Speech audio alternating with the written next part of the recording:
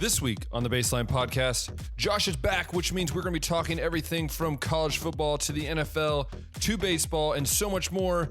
But then we finish the show up by talking about our Week 3 power rankings and Heisman watch list. All that and so much more coming up on the Baseline Podcast.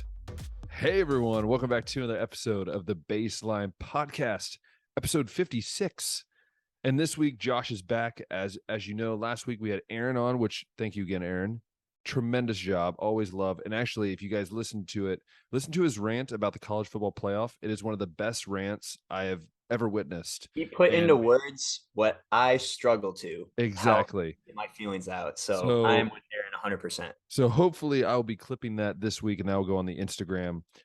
Also, sorry that I did not get a Buckeye breakdown, but I figured it was a big enough win that I didn't have to break down too much.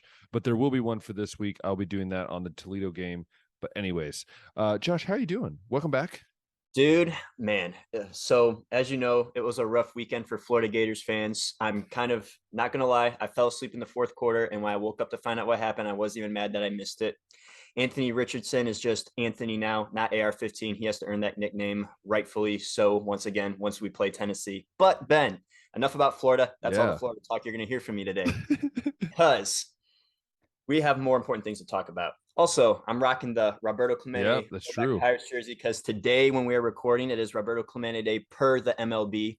I think I saw something too. The Rays are starting 9 Latino guys, which is the first time in history that's ever happened. And I don't know if they did that just for Roberto or if it was just coincidentally on that day. It could have been. Yeah. They wanted to be like, that political team. But yeah, we're going to talk a little bit of baseball later because there's some interesting things going on. But in current events, Ben, Roger Federer, arguably the greatest men's tennis player of all time, announced he would be retiring today. It's shocking to me. Like, I didn't see it coming. Like with Serena, we all kind of saw it coming the last few years. And I know with Roger, he's been injured. His knees have been kind of banged up. But, Nadal is still playing, pretty well. I mean, when he's healthy. And Djokovic, if the government, Djokovic is the youngest of the trio, so I think he'll go a little longer. Yeah, but if he would just be allowed to freaking play, if the government was something, just the fact he's not allowed in most of these tournaments is gonna hold him back too. Like, I would say, thank you to Roger. I think for both Josh and I, because I've never been a huge tennis fan, but whenever I watch it, it was always I want to watch Roger Federer. I mean, the guy's an athlete. I mean, the videos you see of him with kids off the court. There was this video of him. It was like 6 years ago, he had a kid asked him, hey, would you play around? Like, I'll beat you one time or I'll play with you. And then 6 years later, as the kid was training, invited him to Switzerland and then ended up playing with him, surprised him. And that's just who Roger Federer is. And I think that's what's going to make this, I think, hard to see. It's like, whenever we see one of our, we grow up and watching them, Albert Pujols, when he retires, gonna be the same way. When some of these athletes that we've seen our whole life, it's just going to be such an interesting process to see how it's handled. I think Rafa Nadal had a great little snippet there where he posted about it. And I think it's going to be tough to see him go, but hats off to him. He is one of the greatest of all time, if not the greatest of all time. But yeah, what are your thoughts there, Josh? Yeah, dude, it's Roger's one of those guys. I feel like you and I and everyone our age has been blessed to see some of the greatest athletes of all time. And we got to start watching them around the time we were 5 or 6 years old, right? Like LeBron James, the longevity he's displayed, Tom Brady, the longevity he's displayed. You mentioned Serena, Tiger Woods, it feels like has been the greatest golfer of my whole entire lifetime, and he's still going. And Roger's got to be in that category too, with the longevity he's had. And it just feels like we know eventually all these guys are going to retire, right? But it just seemed like, well, when is it going to happen, man? Because Father Time seems to having a little bit of a struggle with some of these athletes, right? And Roger's one of them. But I just wanted to read some of the numbers here, Ben, for the Roger Federer's the GOAT argument. So he became the first player to win 20 Grand Slams in tennis history, but right now he ranks third because since Nadal and Novak have both gotten 20 and have topped him since. But his 369 wins in Grand Slam matches ranks first all time. His 8 Wimbledon titles, most among male players in the Open era. Men's singles player, or in men's singles, he's the how did I word that? Oh, he's the only men's singles player to reach 10 consecutive Grand Slam finals. Then in 2006, 2007, and 2009, so 3 different times, he reached the finals in all 4 Grand Slams, That's and nobody crazy. has done it more than him. So, I mean, he's been winning consistently. He's been consistently reaching the finals. The dude is just, like you said, absolutely incredible. And it's going to be kind of crazy to see him finally not be playing tennis anymore. But yeah, heck of a career. And I mean, one of the greats for sure.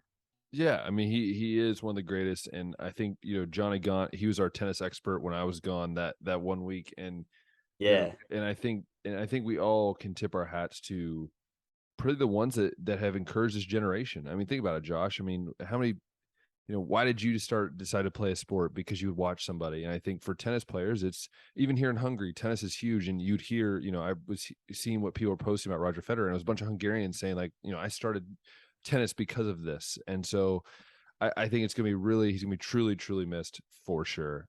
No doubt about that.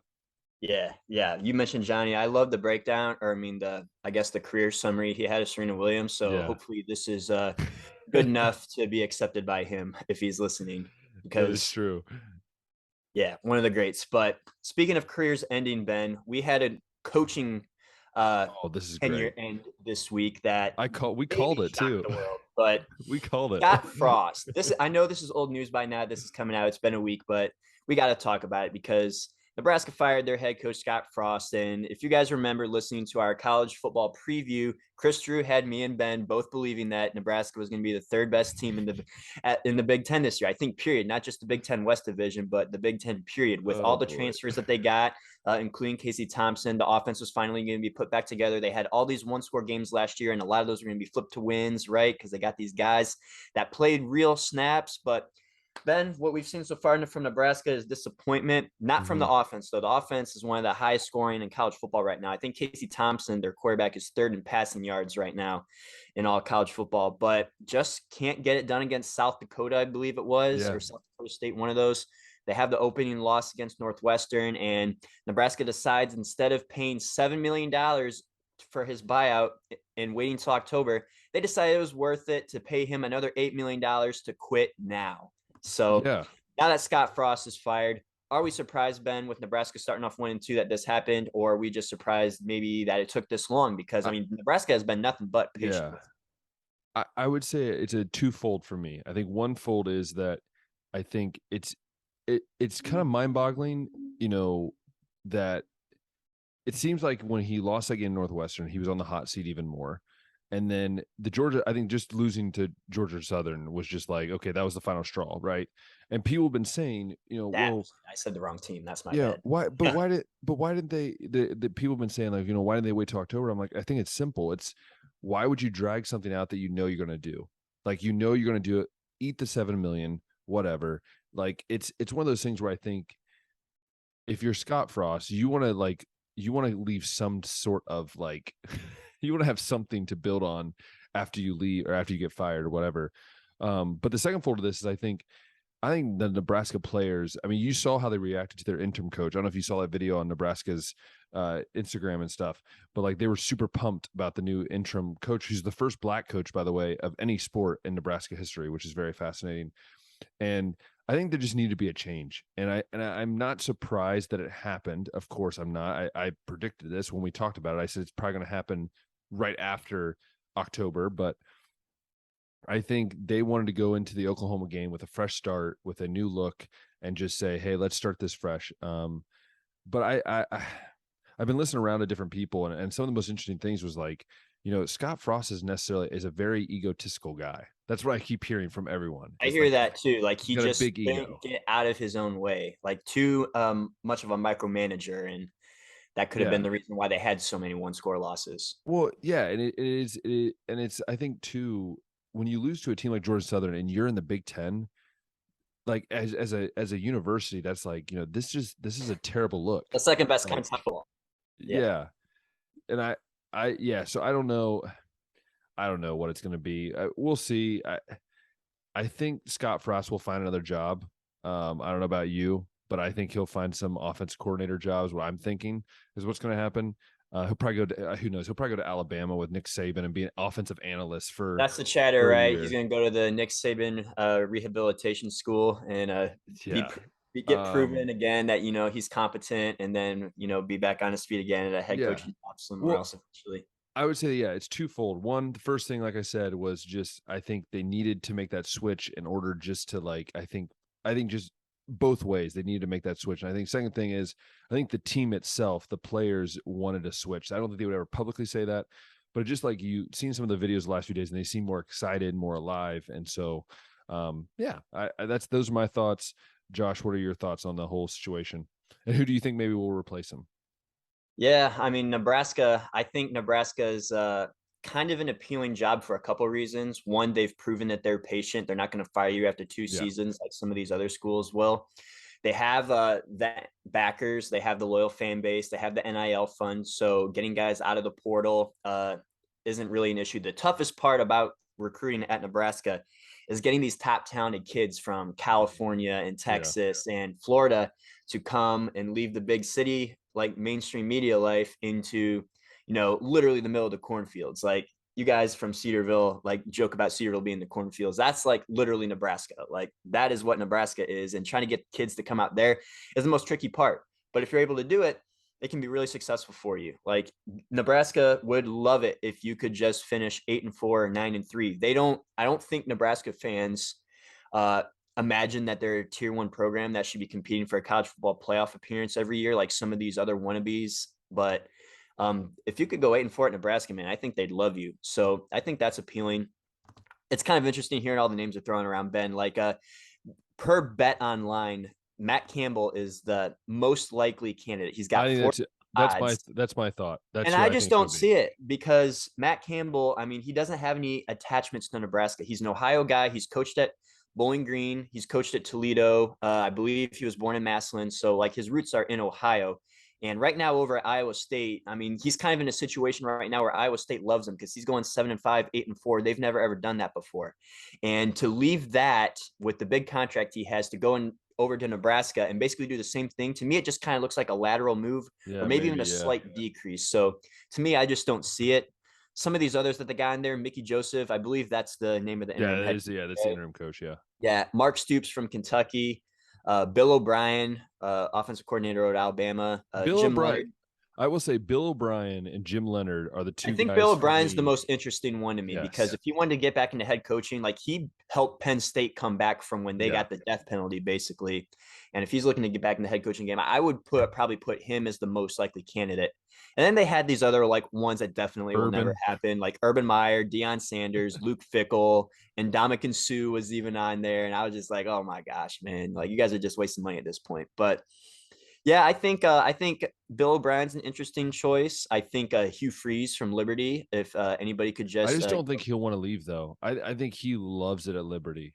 I think he loves that, and I think they also pay him. I think they pay him pretty well too, and he's got backing of money too. So, like, why would he leave a very good place for where he really rehabilitated himself, and it's a perfect spot for him. I mean, some coaches are lifers at their programs. Like Kirk Ferentz has kind of been a lifer at Iowa, but to me, Liberty's not exactly the same being a lifer at Liberty as being a lifer at like a Big Ten school like that. You know what I mean? So and then also with Hugh Freeze is like, I guess the past, like, some people can't get over that.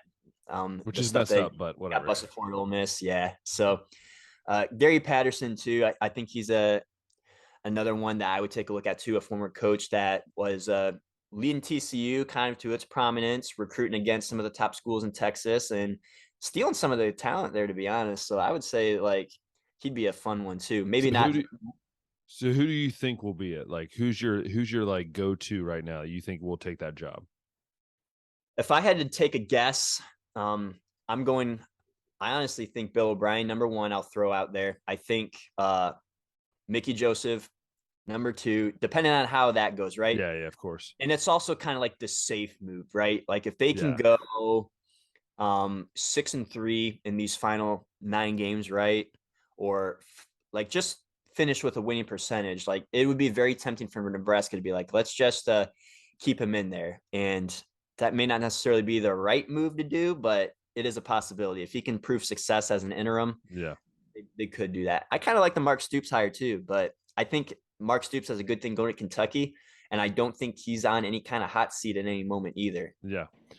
He's I kind of proven that he can build Kentucky up to the stats that it has. So why would you want to go again and do that in Nebraska? I think the next move for Mark Stoops would be going to like an actual tier 1 or yeah. tier 2 program and maintaining winning.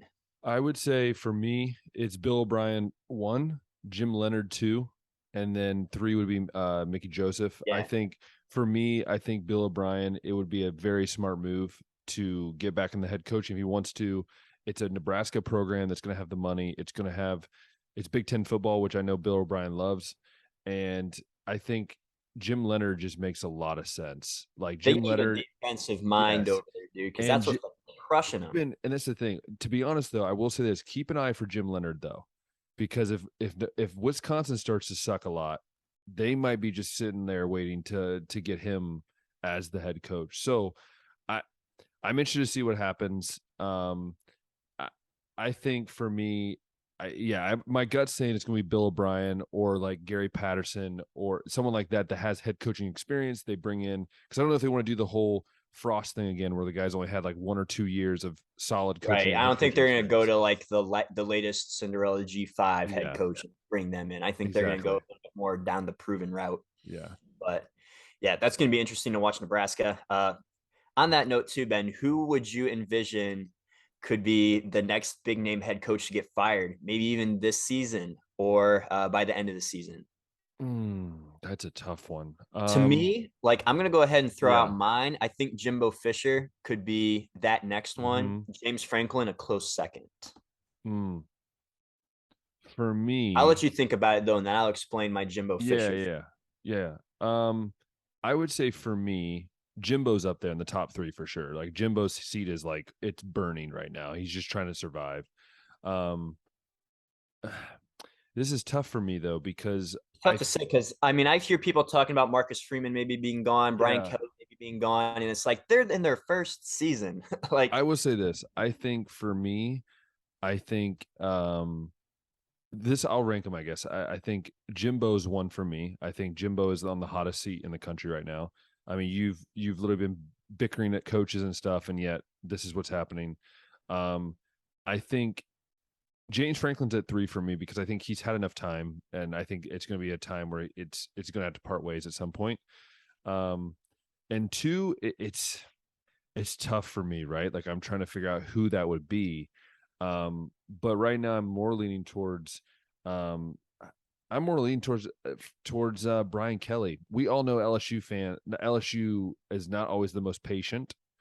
they Um aren't, but I still and I at just think least Brian Kelly's at least he's on the hot seat. But I think the most likely to get fired during the season or right after the season is Jimbo Fisher for me. And then I think, to be honest, I think James Franklin's up there too. I think if James Franklin doesn't win 9 games, maybe 8 games will save him. If he doesn't win that many games, he's gone, and it's not even close.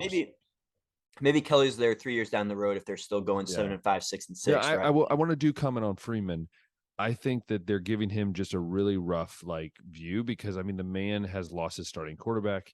He's first off, I do agree with what It's like tough. They're saying he's 0-3, but that loss to Oklahoma State in the bowl game last year, that wasn't his team that he had yeah, coached all year, right? Like, but also I agree with Menace to Sports though when they said like he never really proved himself as a head coach or really as a good coach. or even as a So coordinator, right? yeah, so Yeah. for me it's weird, but I don't think he's on the hot seat. But go ahead and explain your Jimbo Fisher. I'm interested to hear.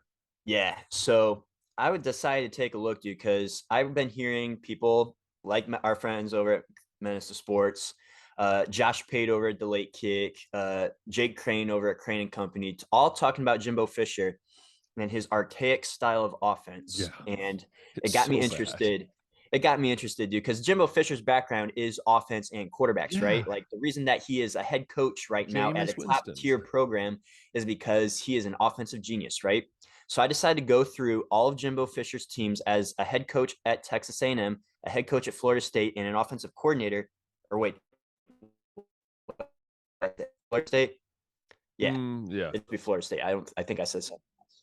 Head coach at Florida State before, and as the offensive coordinator at Florida State before he was promoted, to see what his track record is. All right, so far at Texas A&M, his average ranking in scoring offense is coming out to an average of 47th in the country, mind you, out of 130 teams. And his highest ranking in his 4 full seasons was 22nd, which was his first season, but that was also with Kevin Sumlin's players, and he had the offense rolling, man, with guys like Johnny Manziel. They were putting up a lot of points. They just couldn't make a stop. So you could argue that, that wasn't really his team, but he was the head coach there. So, I mean, I'm going to give him credit still, but it still came out to an average of 47. So that just tells you how much he's tanked the offense since he's gotten there. As the head coach at Florida State, his offense averaged 41st with one outlier season where they ranked first. That was the national championship season with Jameis Winston winning the Heisman and all that. But even with that, Ben, they still only averaged 41st. And as the offensive coordinator at Florida State, his total average of scoring was 49th in 3 seasons. But I will give him credit because it improved in all 3 seasons that he was the offensive coordinator, but it came out to 49th. So his overall average, Ben, between that time at Florida State as the offensive coordinator head coach and the head coach at Texas A&M comes out to 44th total. So he is barely clawing into the bottom of the top third of all 130 college football programs. And it's like, okay, if he's an offensive genius, why is his offense so mid? What does he bring to the table? Like, why does Texas A&M need him? They got boosters that are paying these kids $30 million to come to play for the school. No, they're not. No, they're not. They're not paying them. They're not paying them. Oh, that's what we're told. We don't pay any player. We don't pay any players here. Down here at Texas A&M, they come here because they love the maroon and white. Kyle Field, the 12th man. They love going 7-5. 7-5, 8-4. That's what attracted all the top tier recruits. But they've been getting huge classes, Ben. So if Jimbo Fisher can't run an offense, if they don't need him to recruit, if he can't develop, why do they need him? So I think these boosters, this athletic department is going to get real impatient here. You know who I could see taking that job? Urban Meyer, just sitting there with all that talent in the SEC again, and Urban's like, you know what? It's in Texas. The Texas A&M job, I think, is a big enough job that he would come back for if offered. Oh, 100%. And like I've said, I never want to see Urban coaching another team. I don't want to see him do that either, but if they offer it to him, I think he'd take it. Oh, yeah. And if they offered him like, hey, we'll pay you, $15 million a year, $11 million a year, and we'll buy you a house and everything, like he'd be in. But no, those are great stats on Jimbo. And so Jimbo, you're officially on the hot seat here on the Baseline Podcast. So get your act together. I mean, I don't really care. I could care less. Mainly, I just don't want you to. Kind of amusing. I mean, did you see some of the stats, Ben, from that Texas A&M App State game? How it was 15 minutes straight that Texas A&M didn't even have a single offensive snap. Yeah. They got outplayed. I think App State ran over 80 plays, and Texas A&M ran 30. I love App State for 2 reasons. One, they're just in the middle of nowhere in Boone, North Carolina, and second, they beat Michigan, and I remember that game with a vivid. David Cohn was so excited on Twitter when App State won that game, because now he's like, can we just stop talking about the win over Michigan at the start of every season and just either share it with Texas A&M or just like not talk about it anymore, and I love how we've talked about all these other teams and we just keep avoiding how Florida just played atrocious. But that's fine. We'll just keep moving on. No, we got to address Florida right now. Dude, I'll go ahead and do that. We literally Aaron Lynn literally put AR in his top 5 for I put him Heisman. In mine too. He was number 4. Everybody was saying, this is why he's ranked 12th in our NFL. And now, Josh, as I tell my students, what did you learn from this? What did I learn? I learned, that Anthony Richardson still has some work to do. First off, like this game, Ben, like I know people are going to attribute this to Will Levis, like being a good quarterback. He's not. He's not a good quarterback. You can watch the film. You can watch the stats. Florida's defense did all the right things to limit and contain him. He had nothing to do with it. This whole loss was Anthony Richardson mistakes. Just straight up missing guys, not completing passes. I think he completed maybe 30 to 40% of his passes, throwing bad interceptions when he wasn't not utilizing his legs. I think the Minister of Sports said something like when he was pressured or not pressured or something like that, his percentage was like 20% or something like that. It was ridiculous. Like it was very bad. And It like was very bad. But the other thing too is Richardson. He had the 3 rushing touchdowns in the Utah game. I think it was in the Kentucky game. He only had 6 carries for 4 yards. And I'd have to go back again and look to see if that was more just him turning down rushing opportunities or if Kentucky's defense actually did contain him and force him to be a pocket passer. Because if that's the case, Ben, like, I mean, he's not a good enough quarterback that he can just be a pocket no, passer. He needs to utilize his legs. And if you can contain him, like that might be the recipe to defeat Florida, because I mean, it was 2 different performances night and day. He's a one-sided quarterback. He only looks to his right side. I didn't even see him in that game look that to his Utah left game, side. I think Zach actually mentioned that he didn't make a single pass to his left. No, he only throws it right. So I think people jump the gun. And I said that. I told people that like multiple times. I was like, people are jumping the gun. I wasn't ready to call him RA15. like the top pick in the NFL draft or even a first round pick. I'm still not thinking he's that, but I did kind of think, okay, he made so many good reads. He made so many good decisions in this Utah game. He at least could be one of the best players in college football. But like we said, and we talked about it, we texted each other after that game. I texted you and you said, yeah, that was Utah defense. This was SEC. And I think it showed. And this was not Pac-12 football. This was buckle it down SEC football. And some of it was, yeah. And then some of those passes, like Anthony just straight up missed them, dude. Like it looked bad. So this is where Josh has now went back into the sad mode of being a Florida fan. So if any of you, dude, I went from thinking maybe 11-1 with the only loss being to Georgia to shoot, where are we going to finish in the SEC East now? Because doesn't it feel normal though? Is it back to normal now for you? It is back to normal. It's back to normal. Like Tennessee, maybe. I mean, we play Tennessee week 4. That's going to be a real beat. No, you're losing. It's not even going to be close. You don't think it's going to be close? No. Even after watching him struggle with Pitt? No. I believe in Hendon Hooker way more than I believe in AR-15 to get the job done. I do too. I mean, I think Hendon Hooker's I've been on it that he's the 3rd best quarterback in college football. He still is. And yeah, I mean, that hasn't changed for me. We're going to talk about our Heisman rankings later. His spot on my rankings hasn't changed. But yeah, I mean, we still got to play Tennessee. We still have to play Georgia. We still have to play South Carolina. And I can't remember who the cross conference game is. But yeah, I mean, it went from, Ben, I thought they were going to have 3 top 25 wins in their first 4 games. And now I'm like, are we even going to finish in the top half of the SEC East? So maybe that's a drastic overreaction to my speaking of completely wrong overreaction to the first. I mean, we'll talk about Bryce Young here at the end of the show when we talk about Heisman rank. But I do want to mention that real quickly before we move on to all the other stuff we want to talk about. But specifically about Bryce Young, I just want everyone to like listen to me as I'm talking right now. I'm looking at the camera, okay?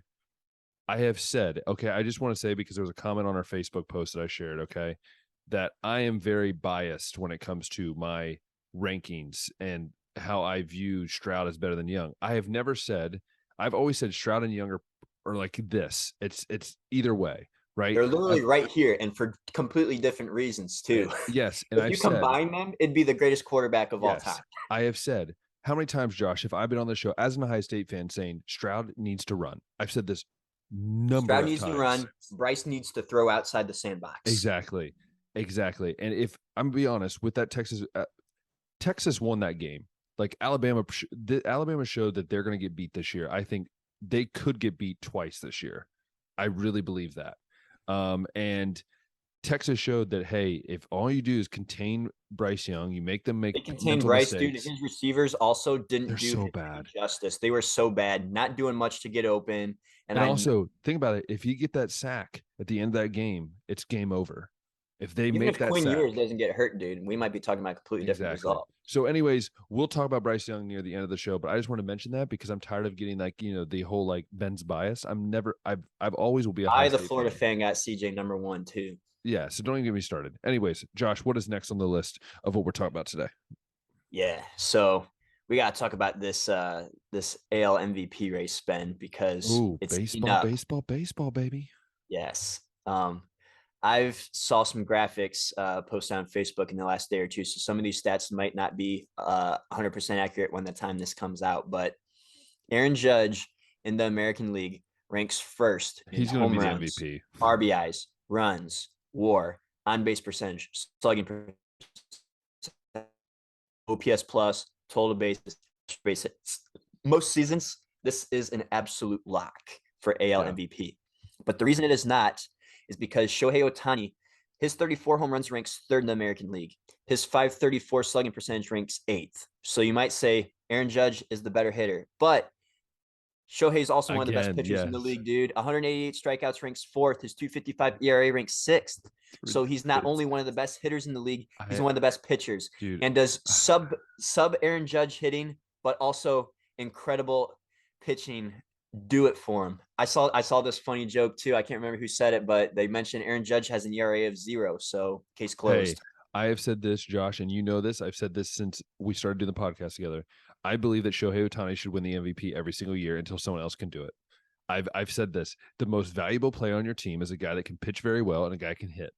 This dude literally does both. It's two players in one, and he should win it every year at both of them. That's what makes it so hard, because I've been on that train too. It's like, man, I mean, Shohei has to win the MVP by default every year, but then it just kind of makes me mad because it's like, man, now these guys like Aaron Judge or Vladimir Guerrero Jr. last year that are putting up all these insane numbers. It's like it's all going to be for naught. I mean, I know there's the Silver Slugger and All Stars and stuff like that, but that MVP, man, that's the coveted. Listen, all I'm going to say is this: is that it will become political if he never wins. If Shohei Ohtani becomes like LeBron James, where he only wins like one more MVP his whole career, I will be really ticked off.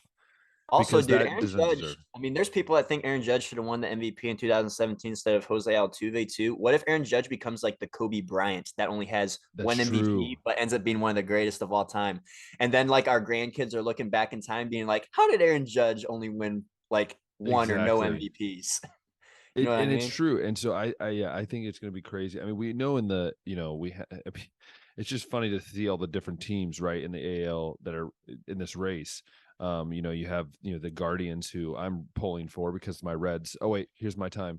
My Reds suck. Okay. We all literally have Joey Votto in the booth. Okay. We're paying him $27 million this year to sit in the booth injured, announcing ball games. Okay. We literally had yesterday, we got swept by the Pirates. I'm just going to repeat that real quick. We got swept by the Pirates. The Pirates? These Pirates? It's atrocious. It is sad to watch. We literally have guys on this team, I'm not kidding you, Josh, that I look at and I go, who is, like, I literally have to look them up. Like, I have no idea who they are. Like, they're just these dudes that they pull up from AAA because they're like, oh, well, let's just give in on the season, whatever. It's the end of the season, so they're just like, well, let's just see what we got in these guys, and maybe if it's something good, we'll trade him after the season's over, right? It's so frustrating. But on the NL, it's like we kind of know who's going to come out of the NL. I mean, the freaking Dodgers are in first place. They're 22 games up in first place. Like, it's not even close. It's not even been hot.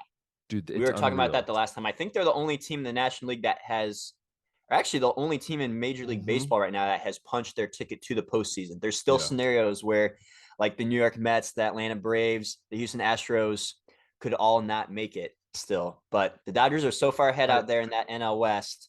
I do want to say something though before we get to the AL race. Let's tip our hats to Albert Pujols, who has now moved into just became the third player to hit 2,200 RBIs, dude. Yes, and I think he's 3 homers away from 700. Yes, became the 4th all-time leading home run hitter.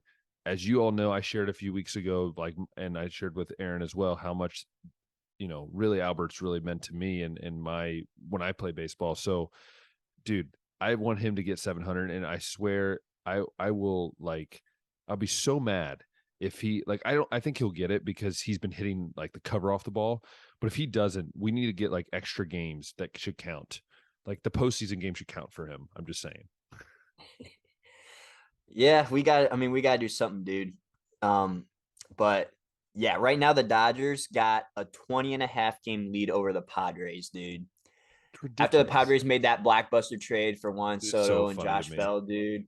I mean, yeah, it's something. It's like the Dodgers looked at them and went like, "Oh yeah, by the way, we're gonna get 4 of our guys hurt, and we'll still be better than you." Like that's basically what they said.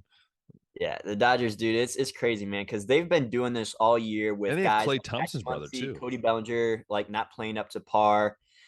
Walker Buehler's now out for the season with Tommy John. Dustin May didn't start the season with them, and it's like, okay, the Dodgers aren't even at their full strength.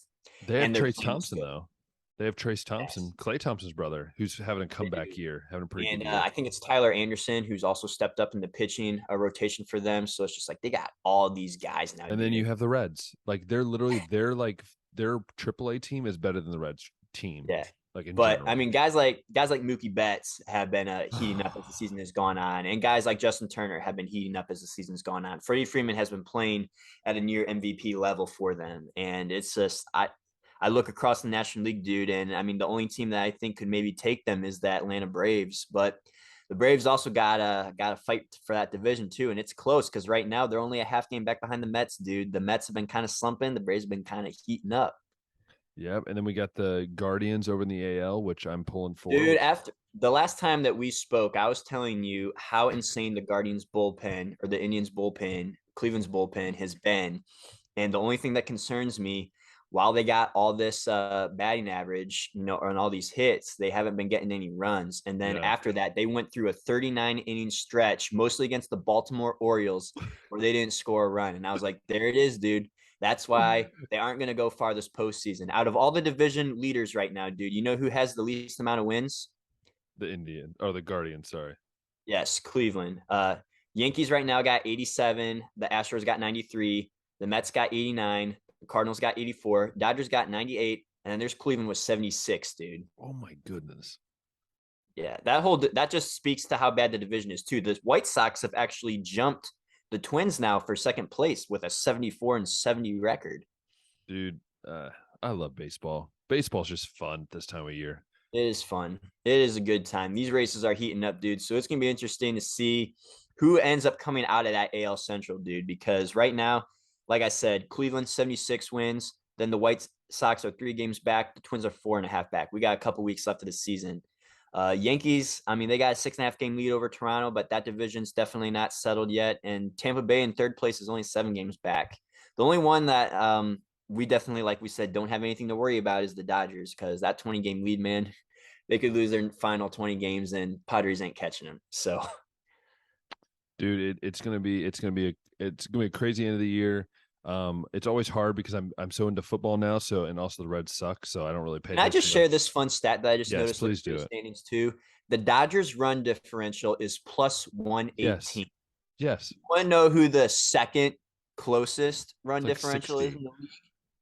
It's the Yankees, and they're plus 209. The Oh, Dodgers have outscored their opponents by 100 more runs than the Yankees have. so the Dodgers are what, 318? The Dodgers are plus 318. Oh, That's their run differential. They've scored 769 oh runs while allowing my only word. That's like 451. video game numbers. That's like when It you is, play dude. franchise mode and you went 105 and Like they got to be darn near the top for runs scored, and then at the top for least runs allowed as well. dude, it's gonna be nuts.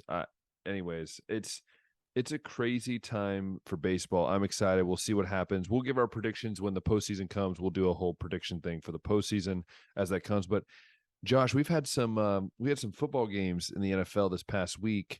I know this is going to be coming out on Saturday, so we won't preview too much, but we will discuss last week's games. And hey, Josh, guess who was right about the Browns? This guy, I believe in Cade York. Cade York, dude. But I wonder how long they blew that game though. They blew that game. They cut him.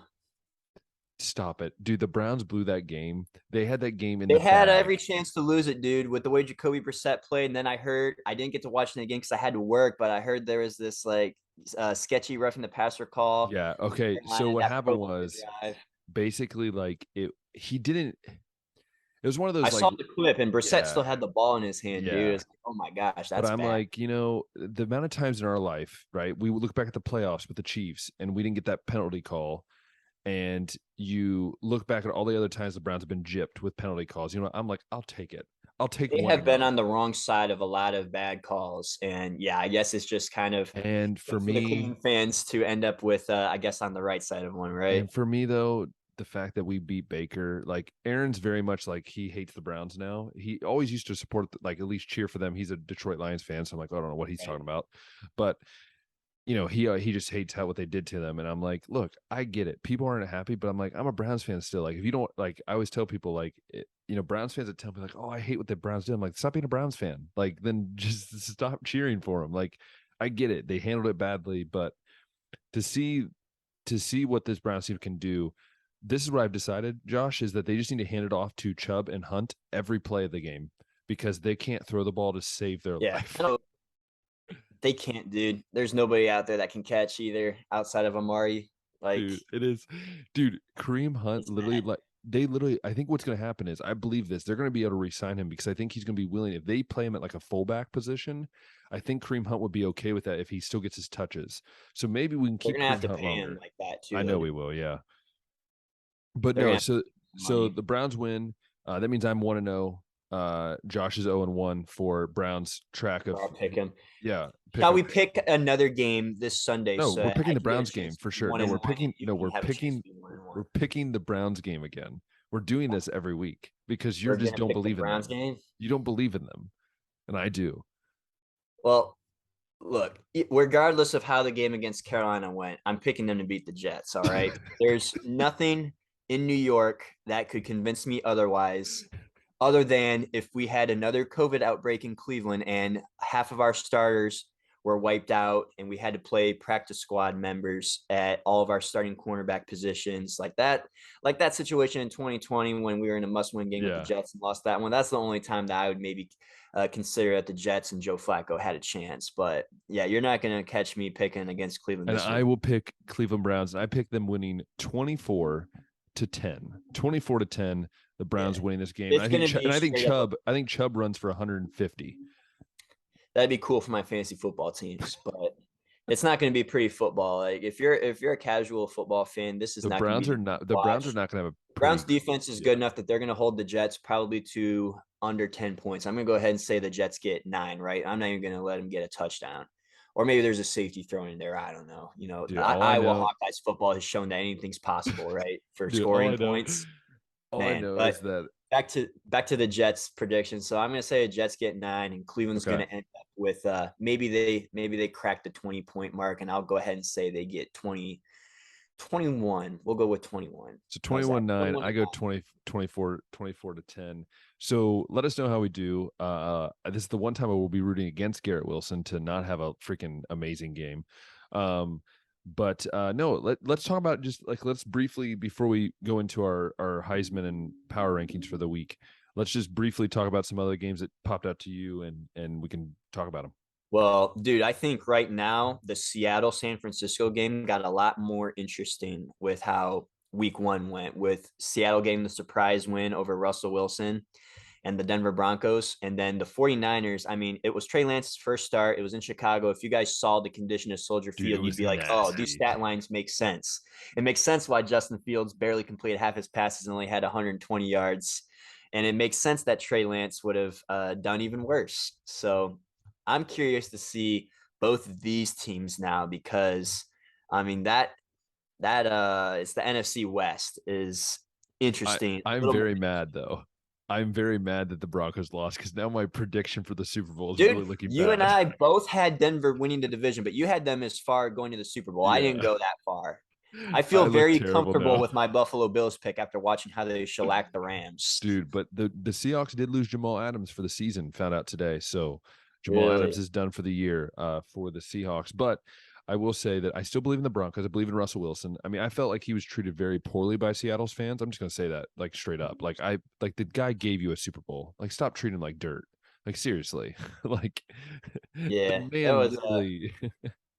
yeah, it's kind of petty stuff on both ends, I think. I think Russell was initially mad because they wanted to make a trade for Patrick Mahomes or something like that. And then, Which, who wouldn't?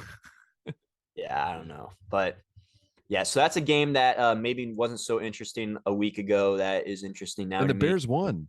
We can't make fun of the Bears. We can't, but it wasn't because of improved offensive play under the new regime or because they got Justin Fields weapons. So they could, I don't think they're going to win many more games like that, Ben. I think they're going to, and the field condition is going to help Justin out, right? Like that's not a game to judge Oh either man. team on. I'm sorry. I just had to mention the Bears because we do that every week. So, Yeah, we do. They play Green Bay this week. So oh, they're Green gonna Bay get is a team slaughtered. that absolutely sucked week 1. They won't suck again though. That was the story last year, right? I think the Saints beat them 35-3 week 1, and then Green Bay rattled on to finish 14-3 or whatever Yeah. it was. So, but the other game that I would say is a little more interesting now after week 1 is the Cincinnati at Dallas game, Mm-hmm. and that's The because Bengals no Dak. stunk.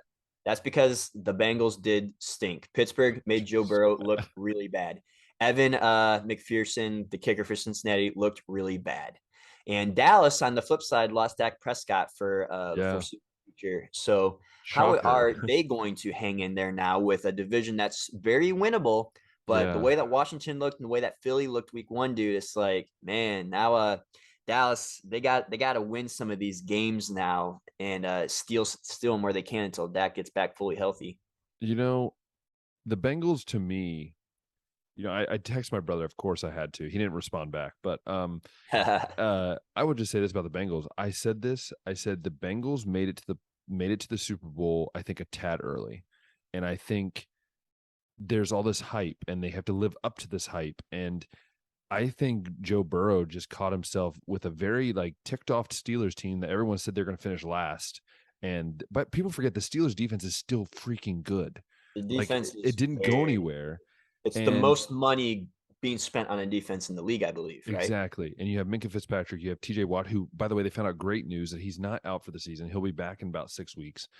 And I think I look at the Bengals and I think Joe Burrow has to fix this because it's not on his O line anymore. These were just some poor choices. Yeah, I Some think I poor saw he plays. got 7 sacks, but I would have had to watch to see if that was him Yeah, taking but too long to make reads or if that was actually the line being bad. yeah, and I think also too, I don't really Joe Mixon to me is such an interesting back because I feel like that you can't rely on him like you can Chubb or Henry and let him run 29 times.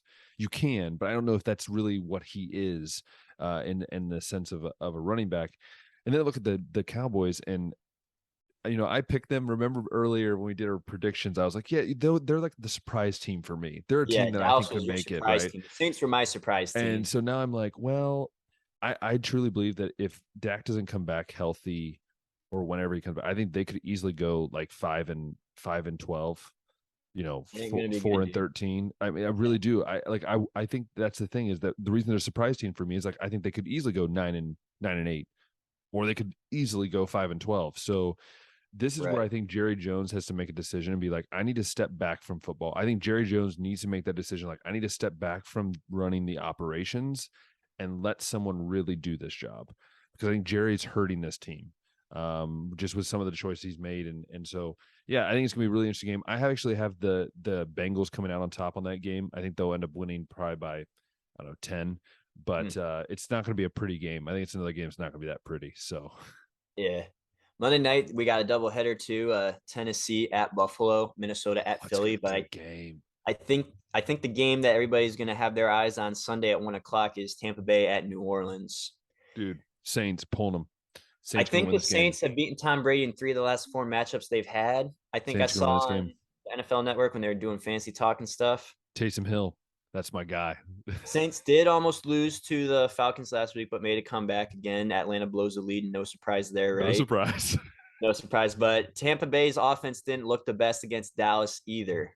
So Yeah, I mean, interesting things to watch on both ends for that game. But yeah, true. that Monday night slate is looking insane Dude, too. Buffalo, man, your Buffalo pick's looking real good right now. Yeah, like I said, man, after watching what they did to the Dude, Rams, I they mean, I'm destroyed not them. sweating.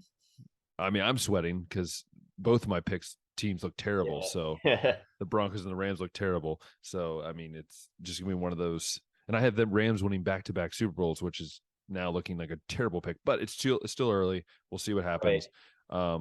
But Josh, I think it's time to unveil the power rankings and the Heisman watch list We for do. week 3. Let's do this. We got to do it, dude. Dude, So it's a weekly thing. We the do have a power guest rank. this week. Do you want to tell us who our guest this week is for their guest picks? Yeah, we've been talking about Johnny Gaunt a couple times over fifth and goal. He's gonna go ahead and share his. It's fitting because we got to see Aaron's rankings last week, and then we get to see Johnny's this week. So Do you want to start with power rankings? Do you want to do Heisman watch list let's do first? power rankings first Okay, because I let's do think it. this is where we're gonna see the most shakeup. Yes. Yes. So So should we start with Johnny's? Should we you or me or how we want to start this? let's see what Johnny has Okay. first. Because I've been following them, and I'm curious where he has a couple of his guys right now. So Johnny has in order from 1 to 5 is his first team is Georgia. He has Georgia at 1. He has Ohio State at 2. He has Alabama at 3. He has Michigan at 4. And just like his buddy Aaron, he has Oklahoma at 5. So he has a very, I think, neutral, pretty solid, straightforward a group there. So Yeah. that's what he has. Any thoughts on Johnny's picks there? Yeah, not too many hot takes there. I've been hearing a lot of people ranting and raving about the way that Michigan's looked so far, but They I played mean, nobody. They they played haven't played Hawaii. anybody. They've been playing some of the worst teams in college football, so it's so hard to evaluate. But I will say, with JJ They McCarthy, I look think good. their season is going to be, or their ceiling is going to be Well, much higher. that's if Harbaugh doesn't screw it up. So Sure, but let me just say this: I had Michigan going 10-2 at the start of the season. I Mhm. think it's much more likely they go 11-1, and going into Columbus with an 11-0 record is very Mm, possible. mm. So I will not fight back on the Michigan at 4, but to me, I just need to see them do it against, I Yeah, guess, real competition before I'm all in on them being, this team, because I still have my reservations about holes on the defense that maybe haven't been exploited yet because the offenses over at Hawaii and Colorado State are abysmal. that is true. That is true. That's the only thing I'll say about it. But I mean, at the top 5 right there, not bad. Not bad at all. All right.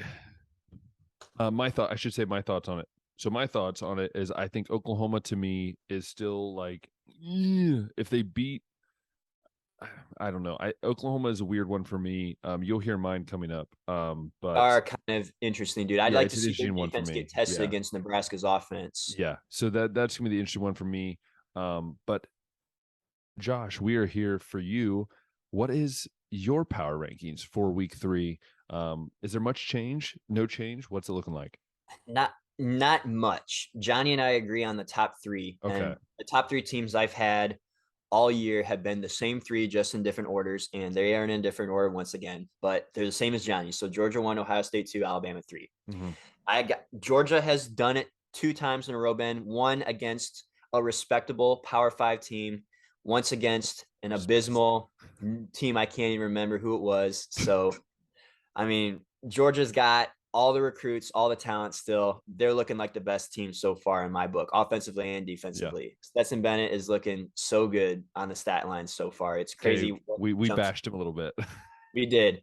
And I kind of hate saying that, he might be a solid quarterback because, I mean, I haven't seen it yet, but now that he's got these numbers going up this year, dude, it's like, okay, he's making good throws. Yeah. He's making some good throws this year. It's not just the little dink and dunk routes. So, yeah, I got Georgia 1. I got Ohio State 2. They have proven that they can Yep. hang with, well, do we really want to call Notre Dame one of the best in the country right now? I think they're a top 40 team. I'll say that. Top 40, 30 to 40 team, I Sure. think.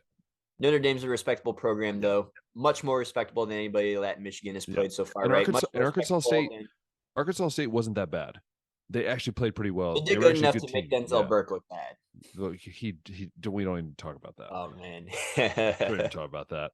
But I mean, Ohio State has done it against, I guess, some respectable Yeah. competition too with Notre Dame. We'll say Alabama. I mean, they look the worst against their respectable game so far, right? Texas. I mean, if Quinn Ewers doesn't go down, if Miss the maybe sack.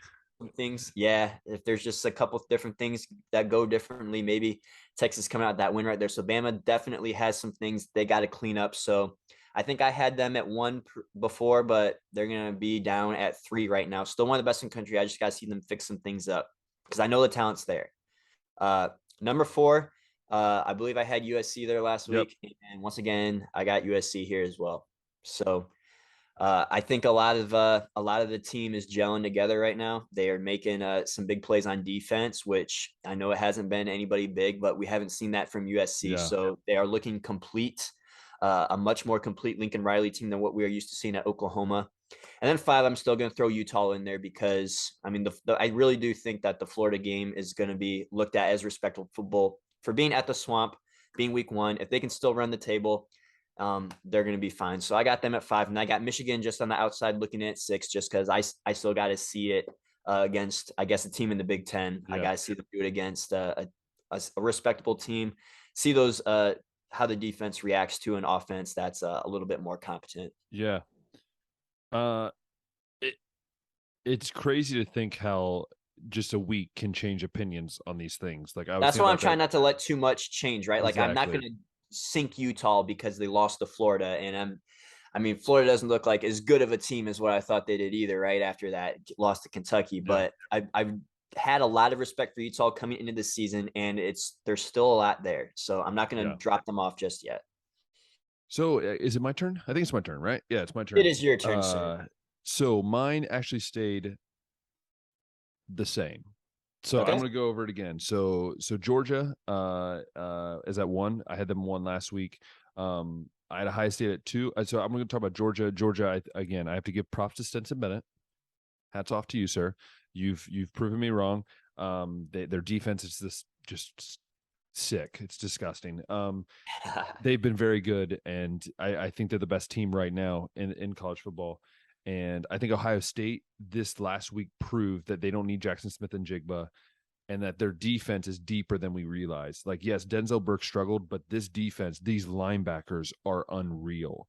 These guys are just playing like all Been hearing Americans. nothing but good things about Tommy Eichenberg, dude. And Mike Hall looks like an Aaron Donald, but like smaller, not as like as dominant. But it's awesome to see a good defense. It's awesome to see a very good offense. I think they need to run the ball just a little bit more, but other than that, I think they're doing really well. And then Alabama, you've said it, I've said it. They should have lost that game. That should be a loss, and they're very blessed to get out of there with a win. They escaped. They And I escaped. guess we're going to see if No, they just but like we say, a mistakes. win's a win. A win's a win. Right. But I have them at 3. I have USC at 4. I agree with you. I think Caleb Williams is shocking me a little bit of how well he's playing.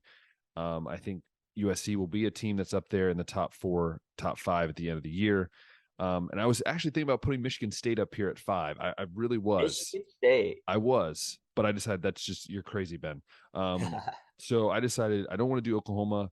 Utah, they already lost to me, but I'm going to put Clemson, and I had it there last week.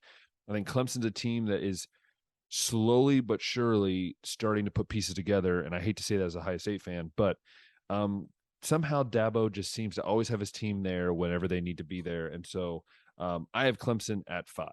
Yeah, I've only seen Clemson against Georgia Tech, but what I noticed from that game is Clemson has not done anything to help DJU be successful over Yeah. there. They got to clean some things up over there because he looked bad last year, but I don't know after watching that Georgia Tech game. I mean, he's probably an improved player, but nobody around him got better. And then the other thing too that everybody's been talking about is Cade Klubnik and when he's going to eventually take the job over because of that one drive that he had at the end of the game in garbage time against backups. And it's like maybe that is the case, right? Maybe Cade is a little bit better of a quarterback than DJU.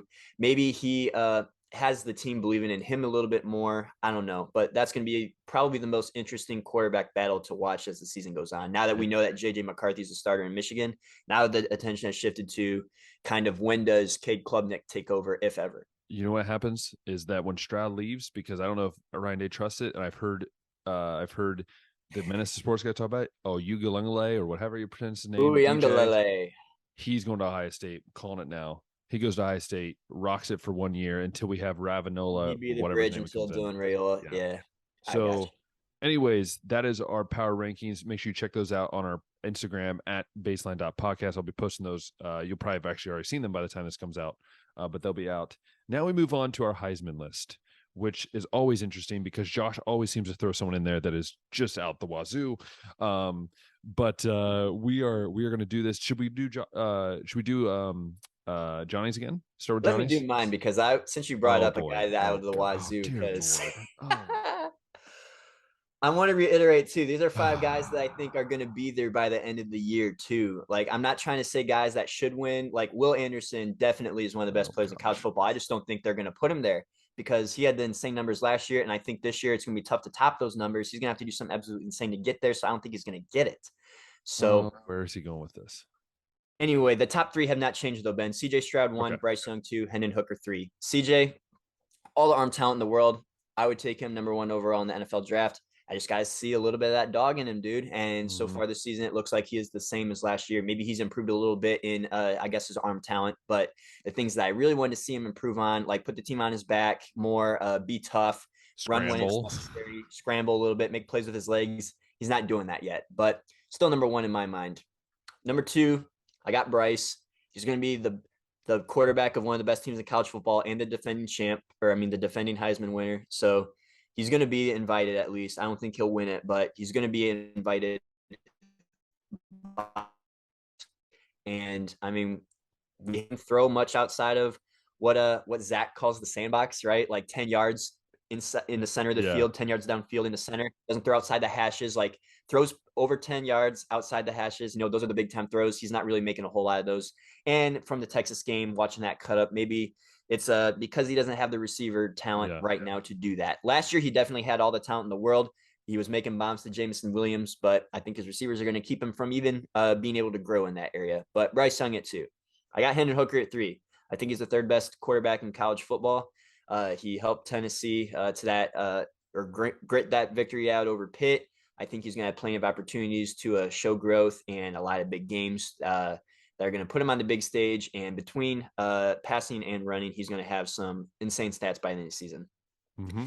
Going to hold Devin Leary here at 4, even though he hasn't had the most outrageous numbers yet. I just think that even this week with Texas Tech, like that's going to be a big test for them, just because, I mean, Texas Tech just beat Houston, ranked number 24. Mm-hmm. So we're going to find out what Texas Tech's made of. We're going to find out what Devin Leary's made of. And then also just all the games throughout the ACC, there's going to be some chances for him to, I guess, put himself on the spotlight, right? Like he had a bad week 1. Maybe he's going to grow from that. And then number 5, this is your wild card, right?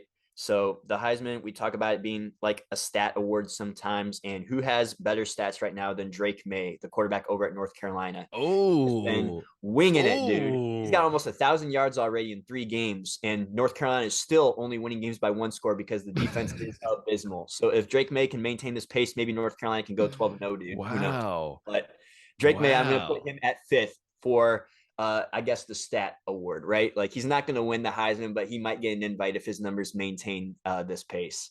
Wow. That is something I did not expect, but hey, we're happy that listen, this is what Josh does. He brings us one guy every week that we're like, Josh, you're an idiot. But at the same time, we're respecting him. But no, we respect your pick, Josh. We've had Blake Corum at 5. We've had Anthony Richardson in there, and now we've had Drake May.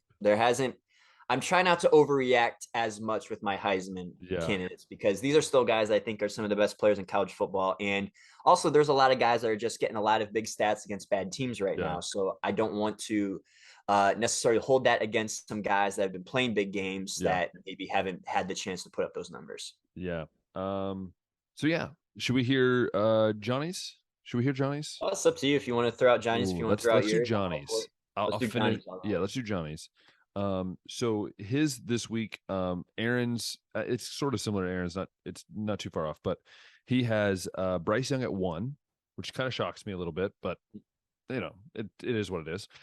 He has CJ Stroud at 2, and he only had the last name, but I'm pretty sure he's talking about Sanders from Oklahoma State at 3. The quarterback there, I forget his first name. Can't think of his first name at the time. If you can look that up real quick. So he has that's a shocker for me. I didn't even think of him at all in the Heisman running here. But that's who he has at 3. He has Williams at 4, and he has Hooker at 5. So a pretty straightforward list that I think most people have.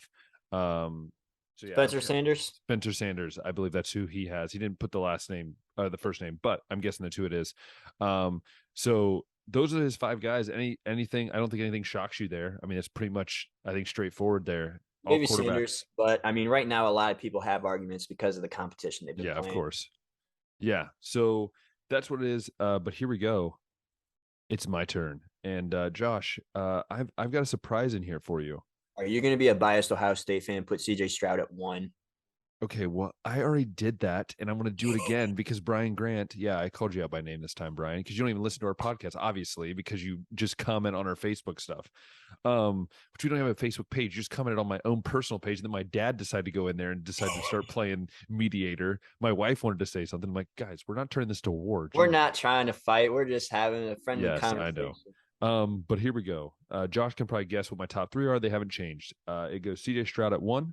I believe he is the best quarterback in the nation right now, and I believe this week he'll show it again. I think with Smith and Jigba supposed to play, even though I'm very mad about that, but he's supposed to play. I think CJ Stroud will throw for close to 400, I think, this week. And I think I think he'll have 6 touchdowns. I mean, Marvin Harrison Jr. is a freak, and I was very close to putting him in my Heisman race, but I didn't just because I didn't want to be that guy. Dude, I just remembered too. This is kind of not podcast news, but personal news. I got tickets to the Toledo game this Oh, that's weekend. right. You told me about that. Yeah, yeah. That's gonna be so. Josh will be covering it That'll for his be fans. my first time at the shoe, and I'm glad it's going to be a nationally televised game at night for a reasonable price. So Are you gonna like cover it for us for the I baseline? will not be covering it. I am not as cool as Fifth and Goal just yet. Yeah, Maybe well, when we get a couple more cool guests on here on the baseline. If we get some of you viewers to like our videos a little bit there we more, go. maybe There we we can go. get boosted to the top, and then maybe we can be recognized nationally, and then we can start covering some cool games. Ben can I go mean, over I to go to Hungary Europe, and so, cover some of the big time soccer matches. He can get some Euro free flights basketball. out to Germany to cover the NFL games out there, and I can stay here and cover all the big time college Yeah, football dude, games. But that'd be great. That'd be awesome. someday, but Someday. not to deter too far away, but I just want to throw it out there that this will be my first trip to the Hey, shoot. we're going to talk about it next week. We'll talk about how it went and everything like that. Number 2 for me, Bryce Young. Again, I think it's 1A, 1B. I think that's how it goes for me. You do But different things very well. yeah. And so I think he's just struggling. He's not playing the same Bryce Young that we saw last year. I believe that's part of the receiver issue as well. But 3 for me is Hendon Hooker. I think Hendon Hooker could jump up there higher depending on how this season He's gonna goes have a chance for to him. like that Florida game. Like what, regardless of what you think of Florida, that's gonna be a game that everybody's gonna be keeping an eye on.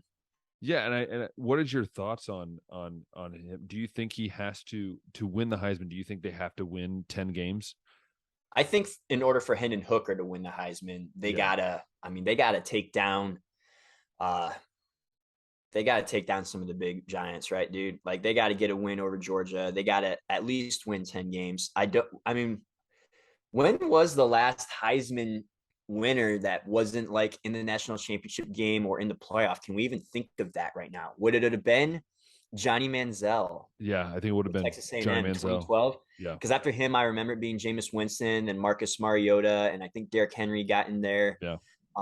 And we've seen Joe Burrow and all these other guys, Devontae Smith, guys that have been basically the best player on the best team, right? And I think Johnny Manziel is the last one I can remember that was on a team that went like 8-4, nine and Yeah. three. He had Heisman moments like the upset win over Alabama. So Hendon Hooker is going to have some Heisman moments like that. He's going to have to be making big plays on the nationally televised games like the one against Florida. He's going to have to be impressive against Georgia. And I can't remember if their cross conference game is with Alabama. I'm going to actually go check that right now because that's going to be another I game. believe they do. Yeah, they play Alabama.